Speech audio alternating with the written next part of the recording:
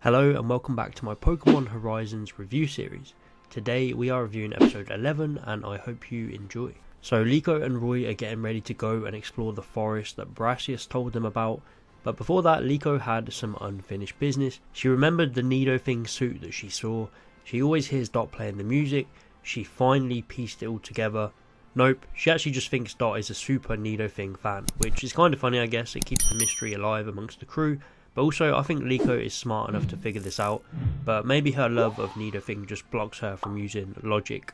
So to no surprise, this episode was another pretty good one. They head to the forest along with Molly and Nemona shows them the way, but then Nemona dips out pretty early on in this episode, which was a bit frustrating.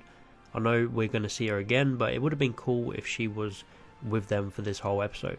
However, Molly offered us a lot of character development. She's on the phone with her family, and it sounded like they wanted her to come home, and as the episode goes on she reveals that she's from a family of doctors, and I was spot on with the predictions for this one. I thought she'd be a part of the Nurse Joy family.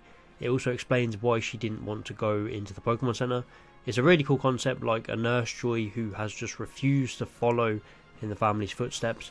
I know this is going to be fleshed out more. She mentions not every Pokemon comes to the Pokemon Center and a lot of wild Pokemon need help too, which again reminds me of the Orange Island episode with the Nurse Joy that goes around visiting all of the different islands, who has a similar sort of mindset. Molly was a massive standout in this episode for me. So this forest is basically dying because of this giant wildfire that happened, which is putting a lot of the Pokemon at risk. Liko finds a Wooper that needs help, but it seems none of these Pokemon trust humans.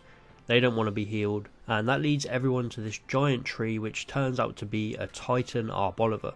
Now this thing looked so cool in action, it was so menacing, you could tell that it would be tough to fight, but Liko and Roy managed to team up and take it on. They come up with a few new combos using both of their new moves, Quick Attack and Stomping Tantrum, but it wasn't quite enough to take it down. But luckily, with the help of Molly trying to heal the Wooper, the giant Arboliva realises that they are just trying to help the forest and the Pokemon heal. So this episode was really enjoyable yet again from Horizons. It was a bit slow at the beginning, but I really loved all the stuff with Molly. Her story just really intrigues me, and we got a lot of positive development for Liko as well, trying to help wild Pokemon. We learned that she's never actually been this far out, so she's in a completely different setting and she's not used to the dangers that come with it. The battle with Arboliva was another standout. It was really cool. They made this giant menacing Pokemon who caused an actual threat, but it turns out to just be trying to protect the forest. I wasn't too keen with Arboliva having this ancient Pokeball around its neck. This says to me there's going to be loads of different Titan Pokemon around the world, and Roy will be trying to catch all of them, similar to the Path of Legends from the games, which is a really cool idea, but Arboliva has pretty much the exact same Pokeball that Roy has, which kind of makes Roy's a bit less rare. I wish they picked something different just so we still had the mystery surrounding Roy's ball. So really fun episode. Horizons keeps finding a way to make these episodes feel really different and slowly just grow all of these characters. 11 episodes, they still haven't missed on even one, which is crazy. I'm going to give this episode a 7 out of 10. Let me know your thoughts. What is your rating out of 10? Please like and subscribe, and I'll see you next time.